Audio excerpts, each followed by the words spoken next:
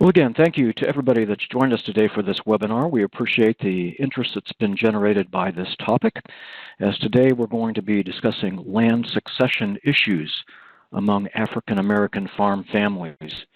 My name is Paul Jones. I manage the National Agrability Project, which is headquartered at Purdue University in West Lafayette, Indiana.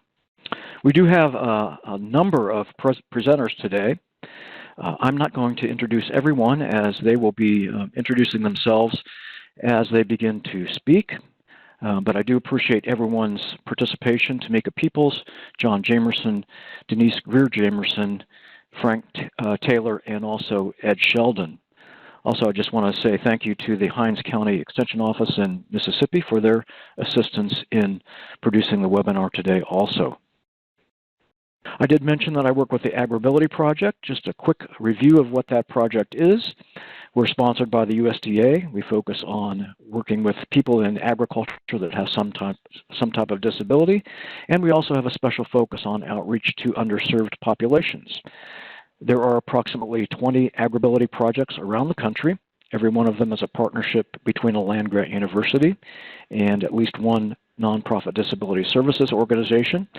We have several partners on our project here at the National Project, including Goodwill of the Finger Lakes, April, the Association of Programs for Rural Independent Living, Colorado State University, and Washington State University. Again, we're headquartered at Purdue University in Indiana. If you have any more questions about Agrability, or you'd like to view any of the more than 90 archived webinars already on our site, feel free to check out agrability.org. At this time, I'm going to turn things over to Tamika Peoples.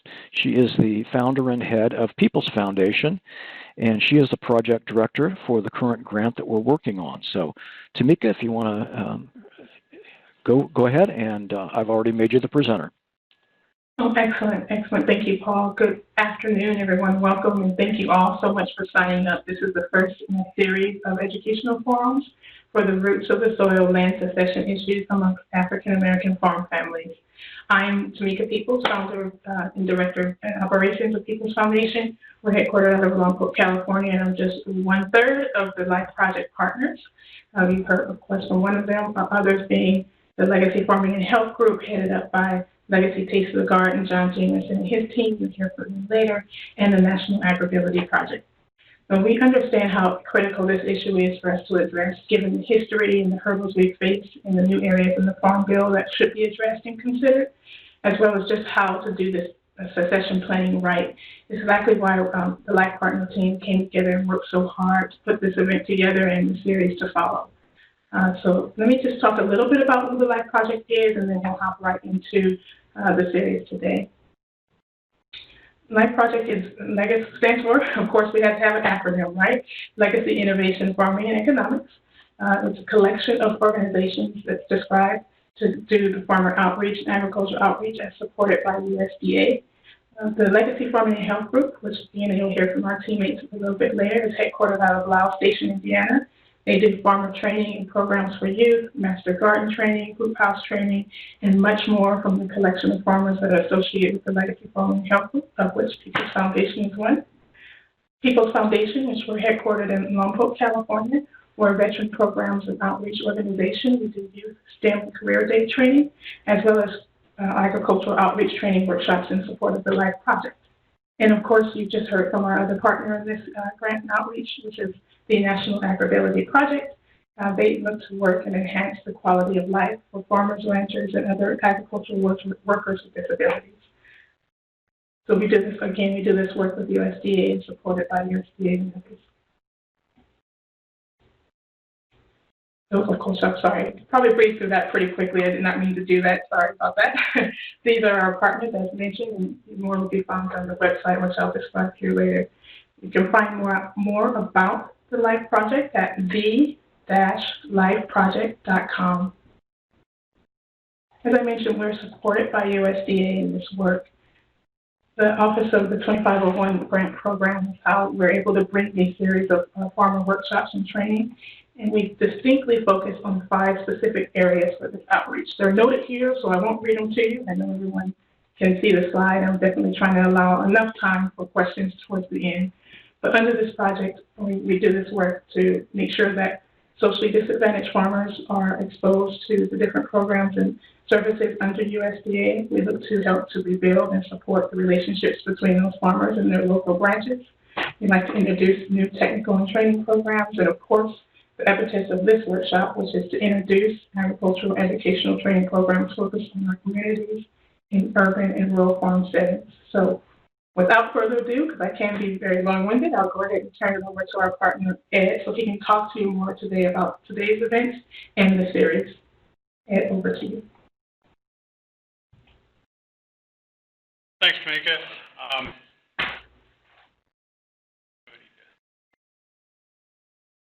Went the wrong way. Slide. Okay.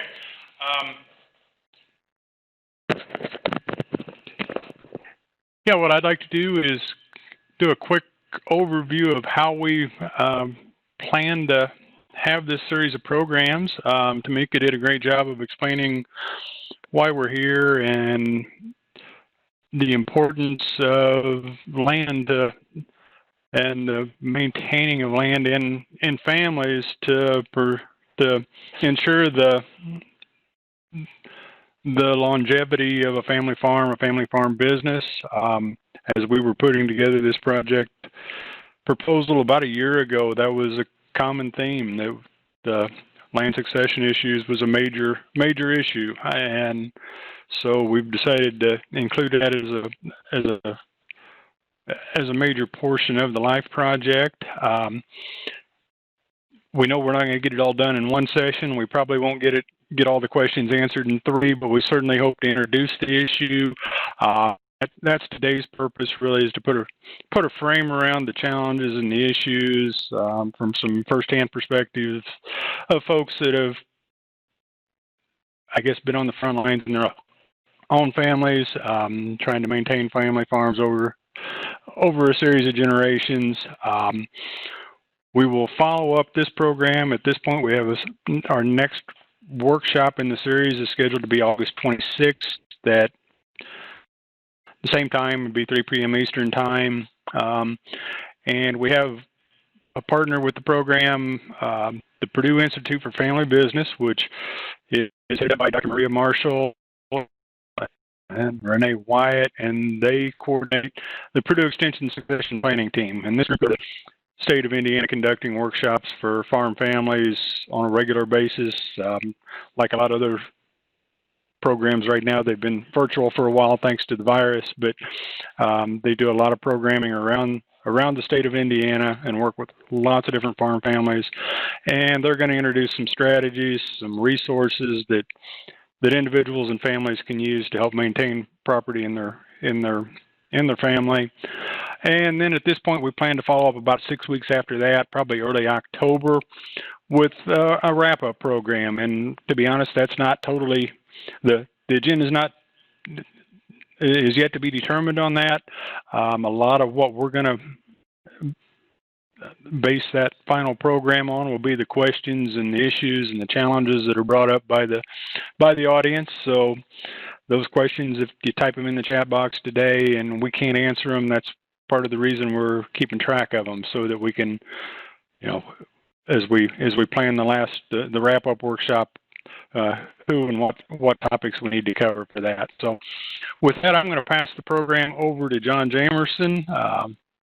Tamika already mentioned that John is from Lyle Station, Indiana. He's one of the project directors for the LIFE project and is the manager and founder of Legacy Taste of the Garden and the Legacy Farming and Health Group. And with that, we'll pass it to you, John.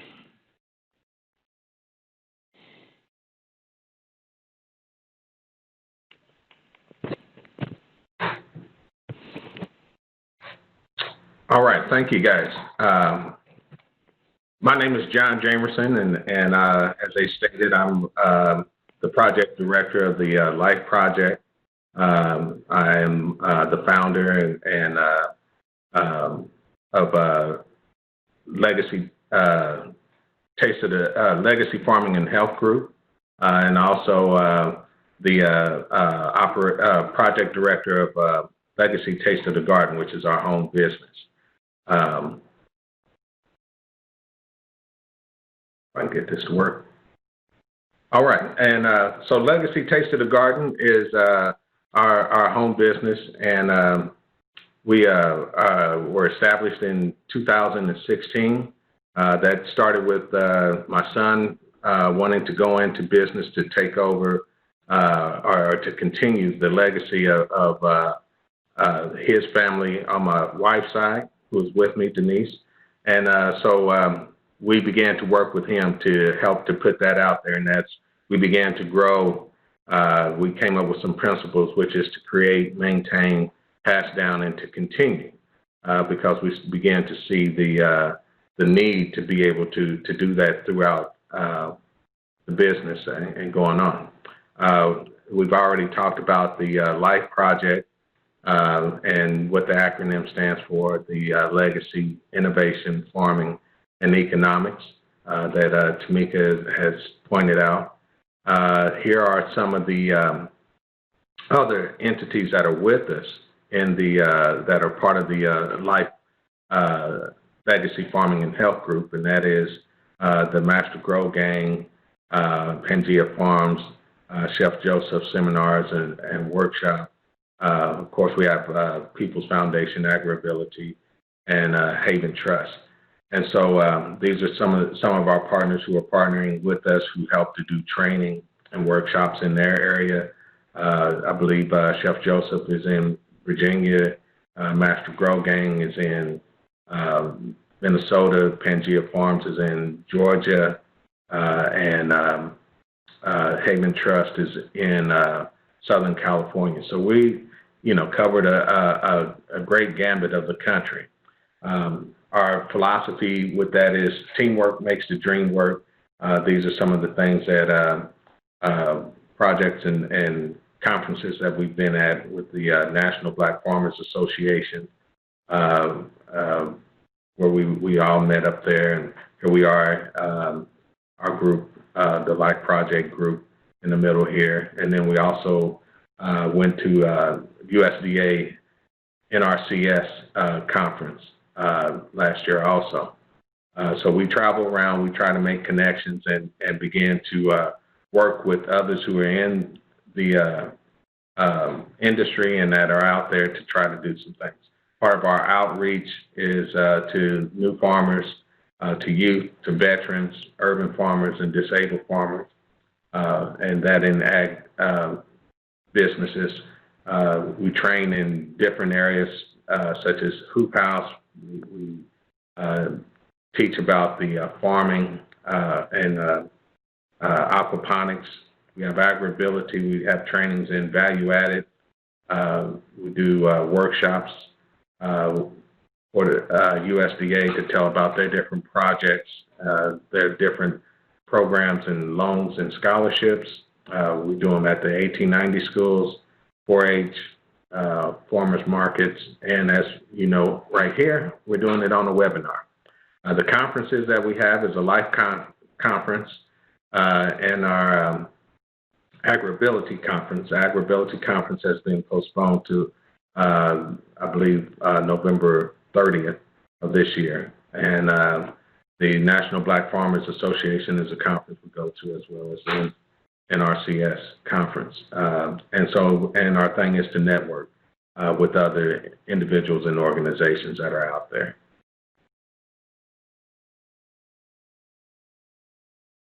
I can get this to change for me. There we go. As Tamika was showing, these are the objectives of our organization, basically to increase the participation of socially disadvantaged farmers, youth, and urban and veteran farmers, to introduce them to the programs, the grants and scholarships of the USDA, to get them involved, to increase the participation, and to also train them on innovative processes and technology out there, as we see that the world is changing all the time. Even with this COVID virus, you always got to come up with a new and inventive way of getting your produce out there and how you're going to be able to adjust. So as we begin to talk about the land succession among African American farmers and getting down to the roots of it, one of the things that I wanted to do is to kind of give a history about what has taken place, not so much to go so deep in to bash everything or anything like that. This is not a bash session. This is not, as some of the comments that I've read in the Q&A that have been sent over, this is not about Black Lives Matter or anything like that. But this is, to understand how did we get to the situation that we're at and what are some of the things that we can do. So just to give a little background as to where we were and how we got where we're at, the Black farmers was 1 million strong up until 1910.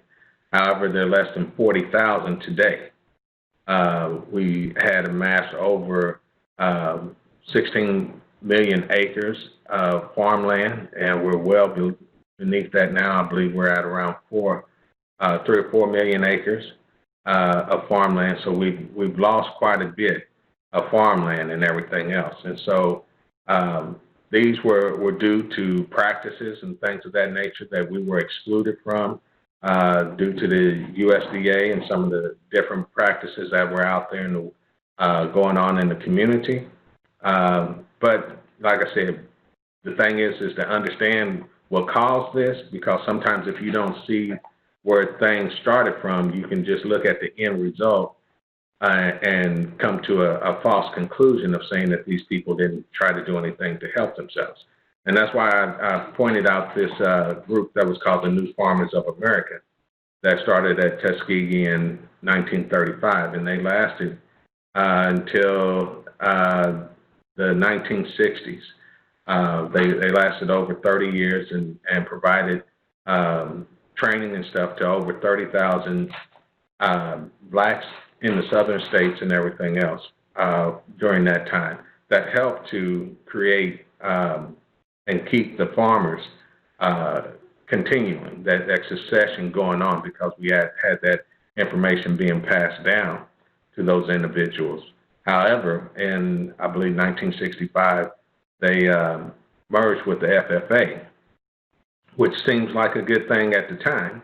However, with bringing in 30,000 individuals to that, a lot of them were lost the following year due to the fact that they did not meet the regulations of the FFA because they were urban, and in the inner cities they did not meet the criteria of being on a farm, and so therefore they were lost to that. And so when you begin to lose individuals at that time who are getting the training, the knowledge that it takes to grow and to farm, then that is also a time where they you begin to see that decline in the farmers and stuff as they begin to come. I also want to point out some of the things that happened, and as I was sharing here, we can see that, like I said, at the peak in 1910, we were around 14% of all U.S. farmers, owning 16 to 19 million acres of land. By 2012, we were only 1.6% of the farming community, only 3.6 million acres of land. And so, and as it says, most of the decline happened after the 1920s. We know that in the 1920s, you had your roaring 20s, and then you had your Great Depression. So that had a lot to do with it. Some of the discriminatory practices that took place. But then on the cultural side, part of the issues that took place were the fact that these lands were deeded in trust and passed down. And then there was a great exodus in the 50s of our people who left the South to come up north because they were promised better opportunities. They were promised, jobs. They were looking for a better way of life because farming is hard within itself. And then when you have to deal with other practices that take you away from that makes it even harder than it was understandable why quite a few of them left. And because these farms were left in a trust or in a will, rarely did they go back to transfer those trusts and wills to the generations that are current. And because of that, you have issues today where you have predators that come in who seek individuals who are outside of the family who, due to a marriage or something like that, somehow they came in and they're not even connected to that person at all, but they're connected through 2 or 3 marriages down, but somehow they get listed as an heir to this. And so then it's hard to get the people to come together to work together. And so being thankful to the USDA, they are today trying to correct a lot of the things that have gone and the issues that have gone wrong in the past. And so that's part of what the 2501 grant is trying to correct those systematic issues by partnering with us and working with the other groups such as ours to make this. But understand this is a uphill battle that we're trying to do. But after the decline and everything, we're starting to see in the past 10 years or so that the number of farmers are coming back. However, the amount of land is not being as dramatic with that. So with the Life Project and partnership, like I said, we began to work with other individuals, other groups, such as the National Black Farmers Association, Legacy Farming and Health Group, Agrability, the extensions at Purdue, local churches and organizations. Then COBRA, we have the Winston County Self-Help Co-op, NRCS, and USDA. And so, our programs are directed toward training and agricultural business, and we're moving in the right direction. But as I said, it will take all of us to make that happen. So with that being said, I think I should be close to being done. So I'm going to give a little picture of today's guest. One of them is my lovely wife, Denise Greer Jamerson, and she has a fantastic story to tell. And then a gentleman that I met, Mr. Frank Taylor, who I met at the National the NCRS conference. And he had a wealth of information and has helped me and my family in working to obtain some family property that we have in Mississippi. So I'm getting ready to turn it over to my wife, Denise, and let her take over from there. And thank you, guys. All right, go back. You went too far.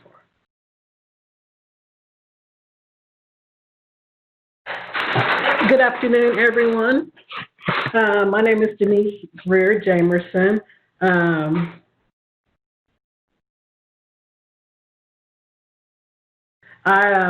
I was born and raised in Indiana in a place called Lao Station, Indiana, and Lao Station is the last remaining African-American settlement in the not in Indiana. My father was recognized along with Lao Station in the Smithsonian National Museum of African-American History and Culture as the last remaining African-American farmer in the United States, still farming land that his family has owned pre-Civil War. That's us when we went there. Like I said, he's been recognized as the last farming family land that's been in the family pre-Civil War. So land ownership is everything. The land that my dad farms for the family, as I said, has been in the family since early 1855. And for us, the land means everything. But as we're talking about successional planning, it's that time to start thinking about that on how do we move forward and what do we have to do. We were always taught that land is the pathway to sustainable living. Our family lived on the land, and the land was profitable for them. Lao Station was part of some of the early settlements of the early migration of the free African Americans in the Upper South. Lao Station is noted for it having very rich land. Once they went to Lao Station and worked the land and cleared the land, it has been a very good farm ground for Lao Station. But our family is like every other family that's out here. We have heir property, we have lost property.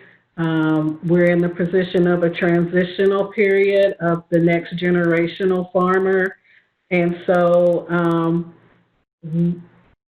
there's questions that need to be answered in order to maintain the property and keep the property and help the legacy to continue. Being able to pass it to generations, to pass heirs property heirs property is where the people did it not just for one person, but with the mindset that the whole family could benefit and get a leg up in the world. So where do we go from here is the question that we have. My dad has worked with the USDA programs. He's lost land through the USDA programs. He survived. He's still farming, and he's 82 years old. So the realization of successional planning is up on us.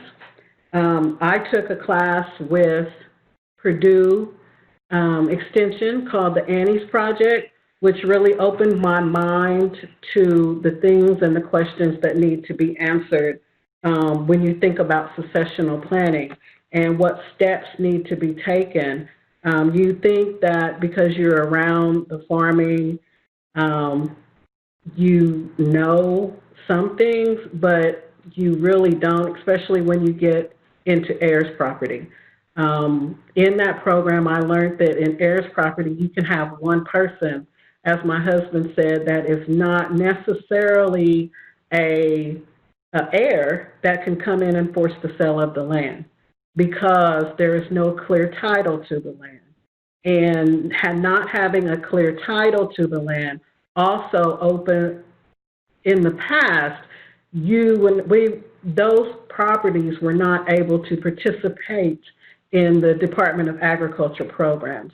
But I learned with the program that there is a provision that was in the Farm Bill that will allow heir property owners to get farm numbers and possibly participate into the USDA programs for their heir properties, which will help especially the socially disadvantaged farmers, the new beginning farmers, because you really have to have some type of assistance, some type of education to transition into the successional planning.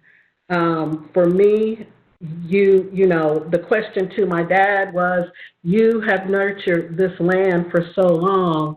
Now we need to worry about nurturing you and nurturing your legacy. And how can we keep that going as a family? You know, a lot of people with heirs property is land rich and cash poor. So, and you're unable, you know, knowing, heirs properties need to look at business structures. Those are some of the things that we can, I'm sure that Purdue will help everyone to know. Right now, approximately 40% of all the African American property is in heirs property. So it is very important that this next generation, because the average Black farmer is like 60 or older, And it's very important to know how to transition. This is important to me. So I am very happy to be able to share the information that I have learned in successional transitional planning. So to start, know how the farmer can retire, your liability issues, who is the ownership for the next generation, because the way that was done before with heirs property is the way that it's done with heirs property and how the family expands is not beneficial or profitable or sustainable moving into the future. So for us, just getting, knowing the contracts, knowing the equipment, having proper documentation for the farm just starts the process of thinking of the transitional successional planning. Most businesses, not only farms, fail because of the lack of successional planning. So for us, we really need to focus in on what is next. What is next for us? So knowing, and for individuals, you got to know what works for you, what type of business structure works, and know your state laws. Start finding out what your state laws are, because in Indiana, if we don't decide what happens at my father's death, the state will.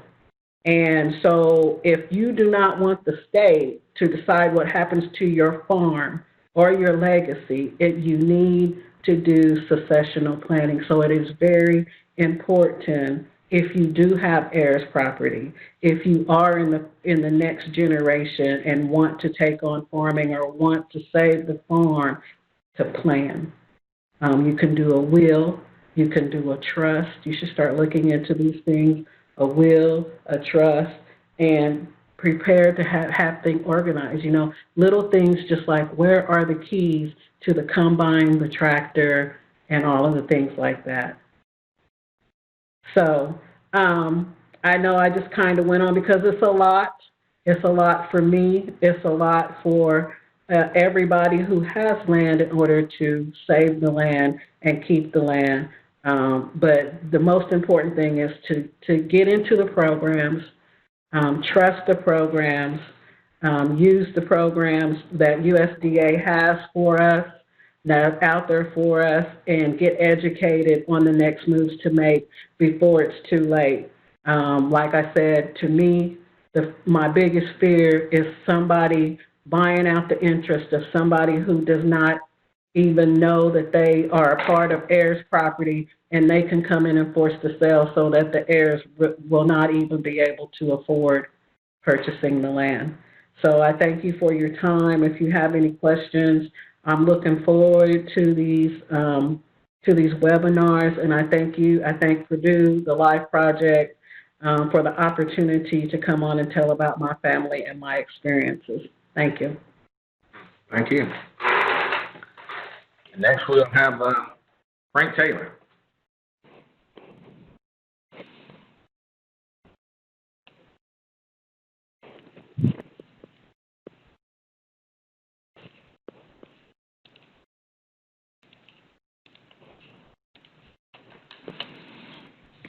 Okay, Frank, you're good to go. Okay. First of all, I'll say good afternoon and thank everyone for allowing us to be here on this very significant program. As you can see, I am with the Winston County Self-Help Cooperative, and we're based in Louisville, Mississippi. This organization was founded in 1985 for the purpose to help small and limited resource landowners maintain their farm legacy. This cooperative has approximately 43 members. Our average farm size is 60 acres. Our farmers, entities, vegetable, timber, dairy, and other entities to generate income from their natural resources. some of our partners, and we partner with the 1890s and 1862 universities. In Indiana, that would be Purdue, and you all do not have an 1890. But however, you have an 1890 next door in the state of Kentucky, is Kentucky State University. And my first shout out today, I am a 1980 graduate of Kentucky State University. And our other partners on the ground would be USDA, NRCS, which is the Natural Resource Conservation Service, Rural Development, FSA, Farm Service Agency, and Risk Management. And these entities help us provide the needed services for our landowners in order for them to manage their property effectively. But the most important thing as we talk about it going through this today, and I might not continue to follow, oh, I'm sorry, my PowerPoint.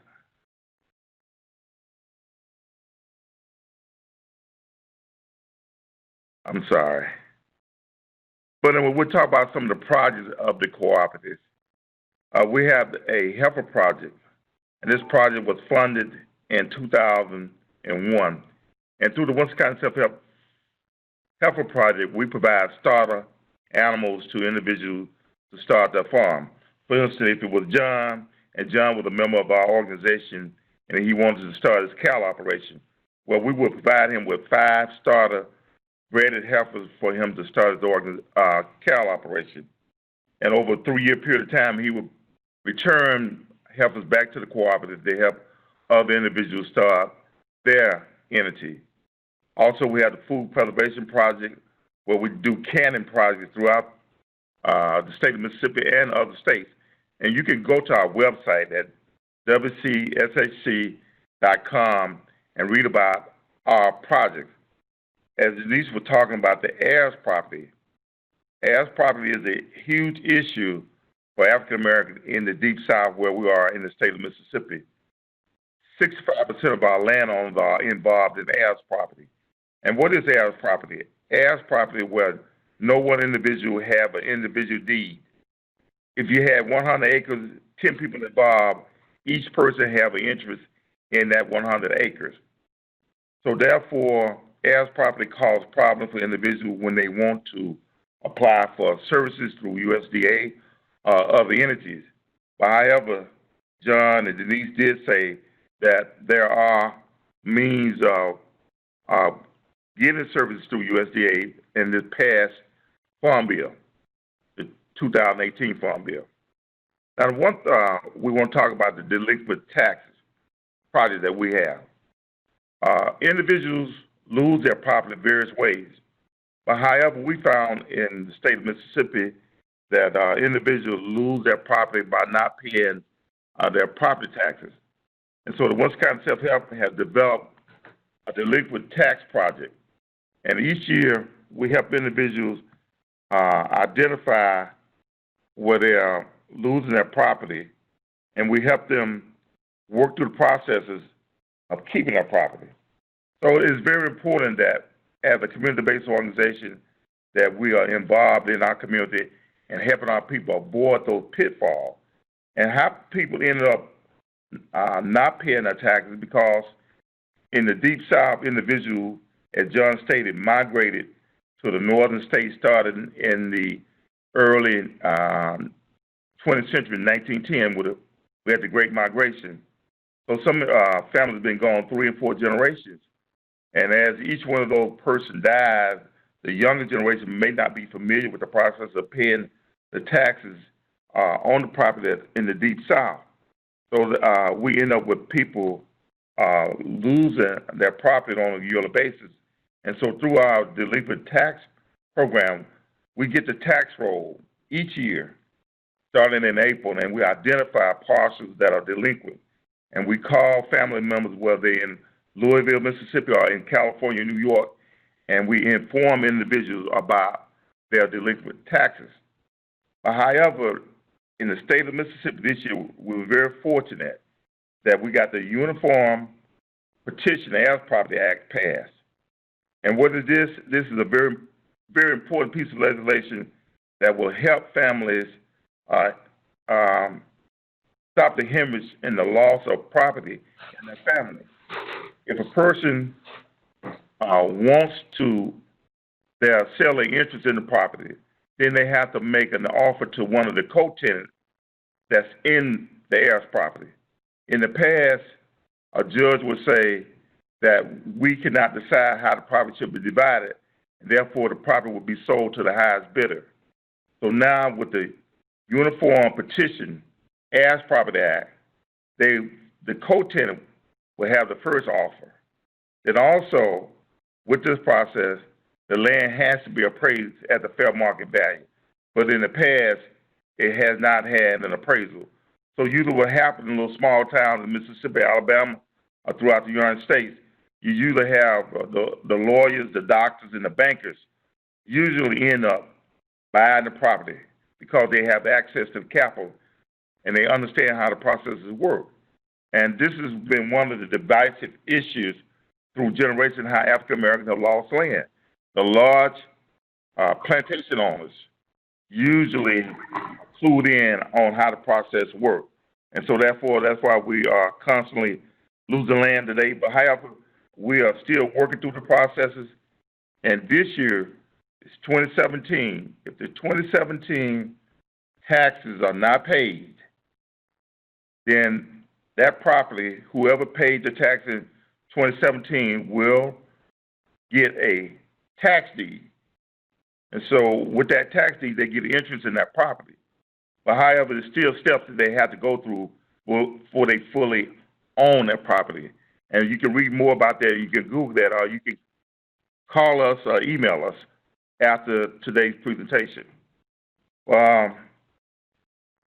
So it's a process in that we will try to get people to understand it's imperative that they pay their property taxes. Now, if you are a new landowner, what should you do? First thing you should do, you need to ensure that you are a legal owner of that property. And where you would start, I would try to obtain a deed. If you don't have a physical copy of the deed, you can go to your tax assessor or your chancery clerk in that county or in that parish, and you can obtain a copy of the deed. And then you may have to do a title search to determine your interest in that property if it's heirs property. Then you'll know what processes that you need to do in order to start using that property. So my next step would be is to obtain an aerial map of that property. And you can obtain an aerial map from your local tax assessor, collector office, and you have a general idea where the boundaries are. Then the next thing you may need to do is to have a conversation with your local extension director or service person in the extension office to determine whether that land can be used for that farm entity that you want. Now, if you only have 10 acres and you have dreamed of having a cow-calf operation of 25, that won't work. Because in Mississippi, in the area where we are, is required, you need 3 acres per animal. So you might want to look at another farming enterprise that you can use on your 10 or 20 acres. So therefore, you need to have a conversation with your local extension agent in your county so you can discuss what's the possibility. You need to know what type soil, and you need to know whether this entity is productive in this locality. Then the next step would be finding an individual in that area that's doing the farming activity that you want to be involved in. So you can spend some time with that individual and learn about the pros and the cons about farming. Because farming is a very mysterious process.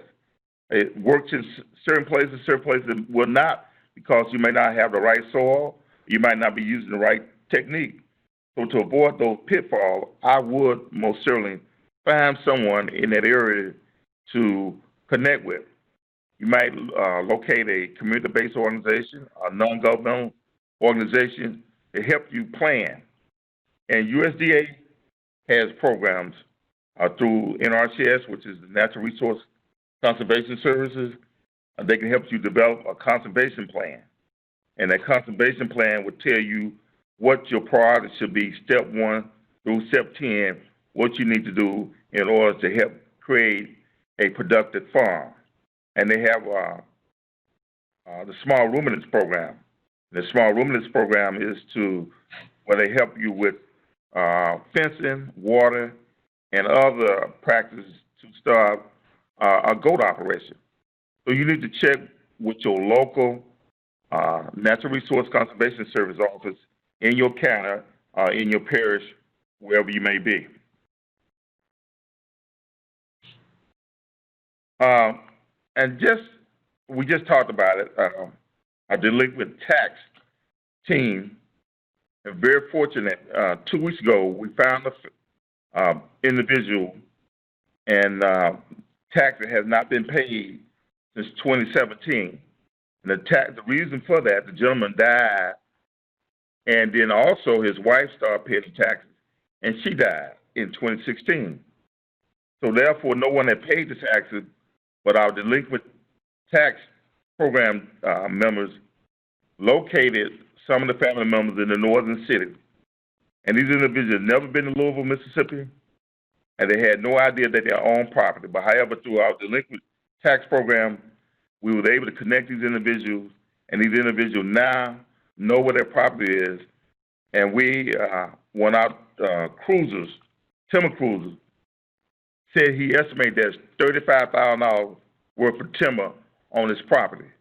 So therefore, I want to say to our brothers and sisters that's in the northern states, make sure that you're working with your family members in the Deep South to ensure that you maintain the farmstead. And this is what these presentations is about today, is just informing people about what the opportunities are. Remember, you got to pay your taxes in order to maintain it. You need to have constant conversation about the process. So therefore, it's just a lot of opportunities about owning land. And I see we're about out of time. I want to make sure I'm going to stop. There are some other, but however, there should be some questions we need to get to.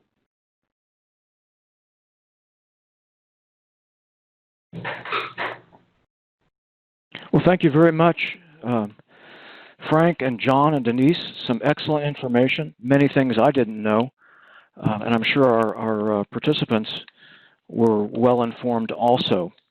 So we do have quite a few questions coming in through the chat. We appreciate those. We will get to as many as we can. In fact, we will probably continue past the hour.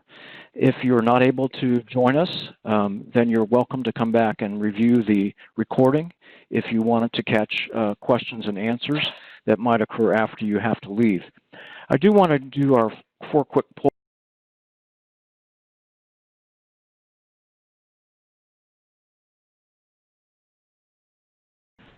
At this point, I'm going to turn things over to Ed Sheldon. He's going to be leading our question and answer period.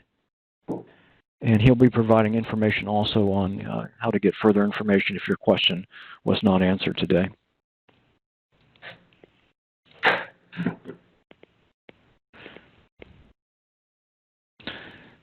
Okay. Let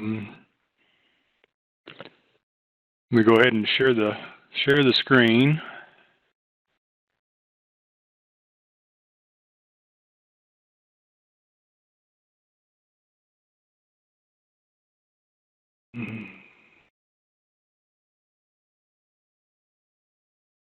Come on. Got it, Paul? Okay. Paul says we're up and you can see the questions. And first of all, I'll apologize if I missed one. They started coming in pretty hot and heavy there for a few minutes. But we'll just throw this out to our panelists. I think any one of them, all of them probably would have some input. They can, if somebody wants to grab this one, great. My farm's been in family for 5 generations. I'd like to pass it on, but no one seems to be interested in farming in the younger generations. Anybody want to address that? Hi, John. Hi, Denise. You're muted there, John. Hit your mute button. All right. Am I muted now? Nope, you're good. Okay. One of the things that I would I would begin to do is, I would help them to explore about farming. One way to get the younger generation interested in the farming is to start them early. Get them into things like 4-H, the FFA, the Manners program, and things of that nature to help them to get an understanding. One, farming is more than just going out there planting crops. It's more than just going out there tending to some animals. There's so many different things that you can do in farming, and it covers the whole gambit of all the different types of businesses and careers that you can imagine. So, like I said, one of the main things that I would do, I would look at trying to get them introduced into it. If people want to be cooks, show them the different aspects of being able to even lease the land out, to be able to do some other things. I'm sure Denise has a few ideas of her own. For me, I would say to make sure that your farm is set up in a business structure, because regardless to if they're interested or not, it would be beneficial to maybe put it in a trust or leave it to someone who will hang on to the land, and educate them on how to keep the land, like your land leases or renting out the land or the possibilities of the things that you have done with the land, so that if there is someone that wakes up and sees the benefits and the beauty of having a farm, the farm legacy will still be saved. So I would say if your farm is not already set up in a business structure or a trust, start there and make sure that the legal areas of it is taken care of, so that it will still be able to maintain throughout the years. Great, thank you. Let's see what we got next. Can you share the links to the 1994 report commissioning the USDA confirming the denial of loans? And John, I think you mentioned that. Did you mention that report in your section? Yeah, I mentioned that. I don't have the link on me, but I can go in there and deal with that. I know that has a lot to do with the Pickford case with the USDA, where they went up there and shared that they understood and knew that there were some things that had gone wrong as far as with the loans and stuff, and that's part of what that case was for. But I can go and try to find that link, but or you can look up the Pickford case and that information. Yeah, I don't expect anybody to get that link during the program. I Googled and came up with this link, but Googling the Pickford case in USDA should bring up plenty of information on that. Yeah.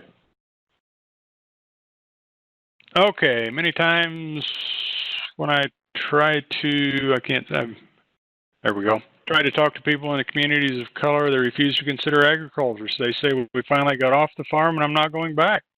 How do we change their mindset? If Frank's or John or Denise or Frank, if you'd like to jump in, it's a great question. It is. I was hoping Frank would answer one of them. I am, but he tried to disappear. I think he's trying to get in there. I think he's talking. Yeah. Go ahead. Absolutely. That is a great question. We get that on a daily basis here in the state of Mississippi. And John alluded to it earlier that you got to take an opportunity to introduce our next generation to the process of growing their own food, managing their farm.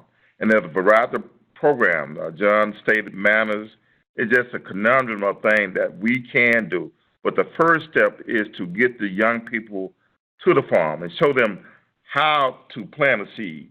And then through the germination of the seed, you can feed your family.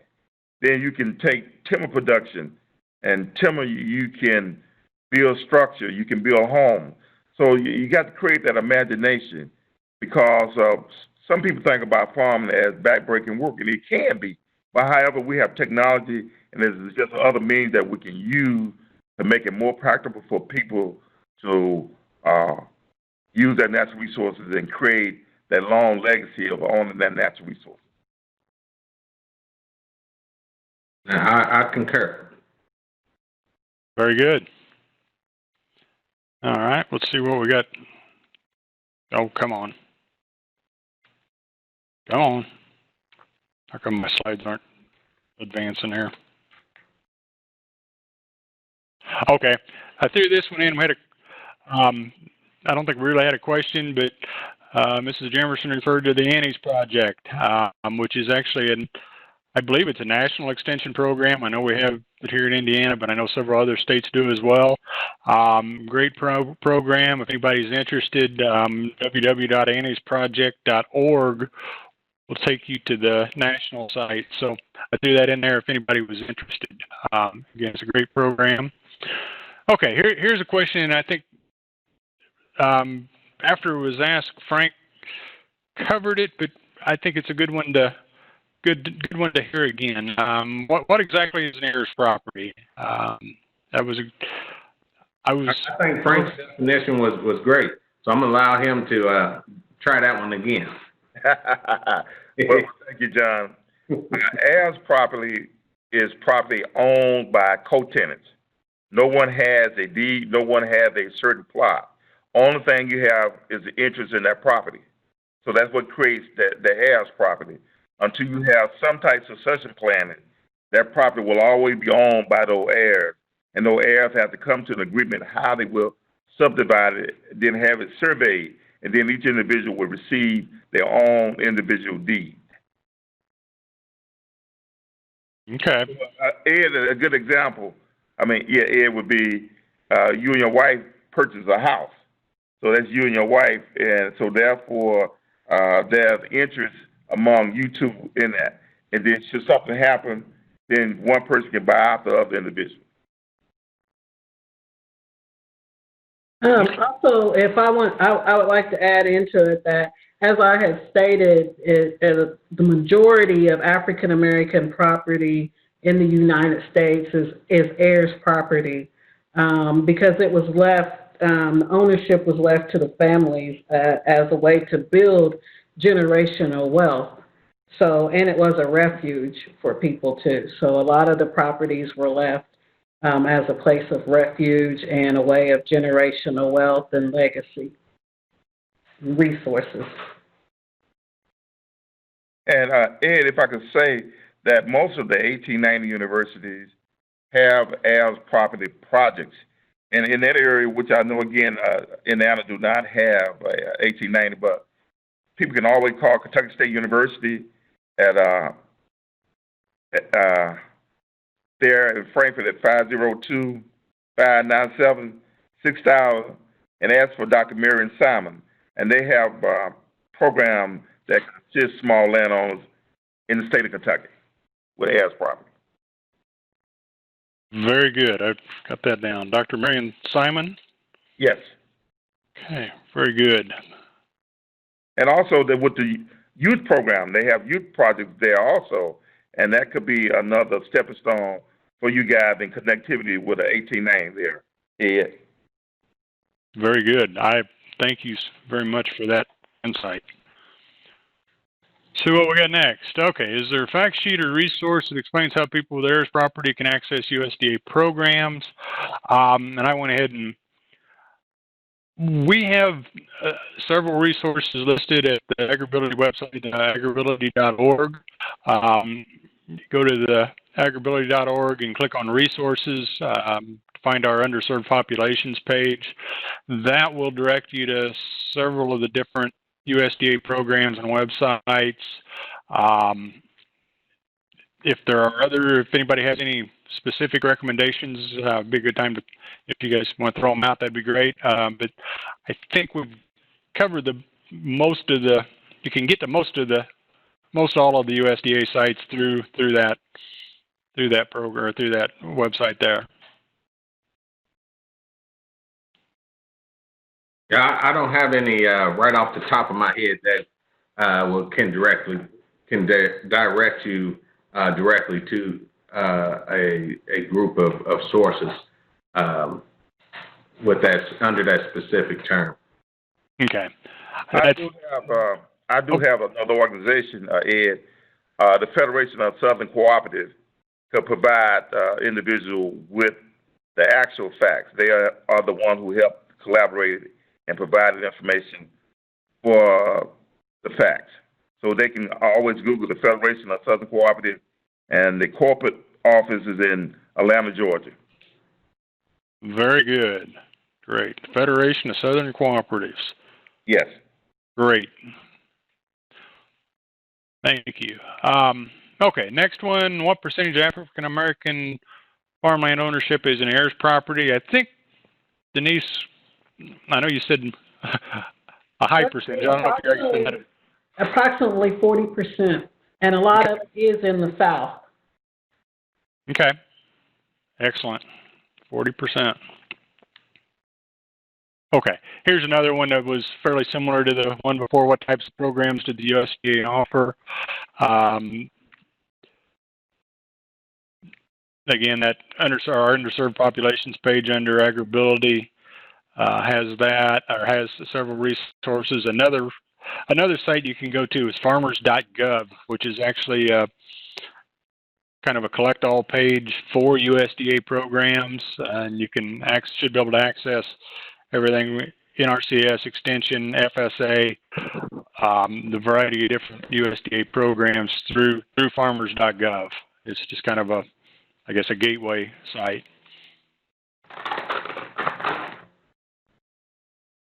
Okay. Okay, so this is another one, resource type questions. You mentioned them, USDA programs, for example, aquaponics, hydroponics, greenhouse, etc. Is there a site that lists various USDA programs? Again, I would say farmers.gov for a question, if you're just looking to find out what might be out there in the world of USDA and various programs, I would go to farmers.gov and start there. Okay, this is a long one. Okay, and Paul just tells me this is the last question, so we're running on time. So, let's see. I didn't get this one read when I put it in here.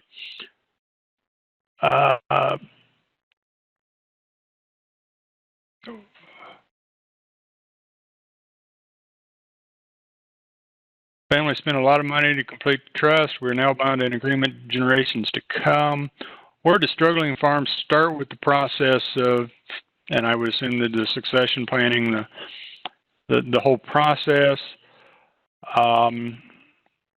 There's no way we could have achieved this process without the walk-beside assistance of the farm manager. Any recommendations for how somebody, when they're faced with this type of a challenge, where do you start? I think to start, the Women in Ag, or Purdue University has what's called Code Red, and I think it's codered.com. And there are forms in there that kind of breaks down everything about the farm, from finances to insurance to keys to grain bins. I would think that you start with knowing what you have. Knowing what you know first. And then that way, I think that would take a lot of time. And as they say, they went to a farm manager.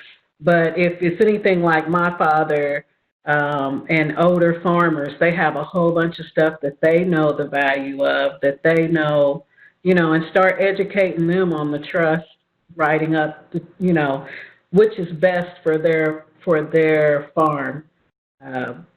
Could be a business structure. What business structure? What will? Just find out where you are with the farm. Go ahead and put it in the chat if you want to do that.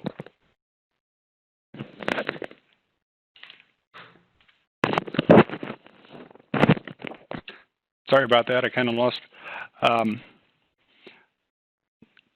Paul says we're out of time. I think he's got a couple things to mention. And but if we didn't get to your question, we will definitely get it recorded. And as I said earlier, that's why we're doing this program. And so we can figure out what the questions are, what the needs are, and we'll hopefully address them in future programs. We'll make sure our speakers for next month know what some of the questions we've received are, and they can gear their program toward that as well. With that, I'll pass it back over to Paul.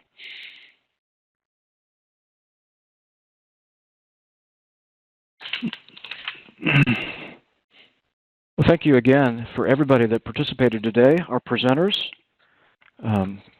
Tamika and John, Denise, and Frank.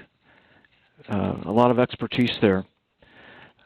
Again, we are having our second webinar in this series on August 26th at 3. We hope you'll join us then.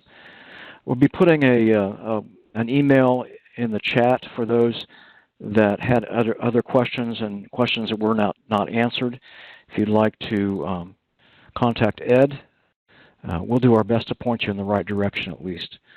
So I will leave the room open for a little bit after we actually finish the session.